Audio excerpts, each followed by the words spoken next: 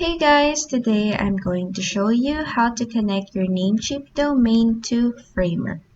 Before we start, it's important to be reminded that you need to purchase the Pro subscription of Framer to be able to do this. With that in mind, let's get started. First, go to framer.com, log in your account, and open the website you will be using. On the top right, click on this settings icon. In the settings, click Domains from the left panel and scroll down to the Custom Domain section, where you will click on Connect a domain you own. Next, go to Namecheap.com and log in your account. On the left panel, click on Domain List, copy the domain you wish to connect, then go back to Framer and paste your copied domain in this space right here, and click on this check icon.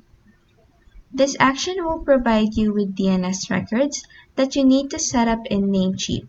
This consists of 1 CNAME record and 2 A records. Copy the value provided for the CNAME record and go back to Namecheap. In here, click on Manage next to the domain you're using, and in this new tab, click on Advanced DNS from this navigation menu. In here, scroll down to the Host Record section and click on Add New Record right here. For the type, put in CNAME record, put in www for the host, paste your copied value under the value field, then click on this check icon. Next, go back to Framer and copy the value provided for the first A record. Then go back to Namecheap and click on Add New Record again.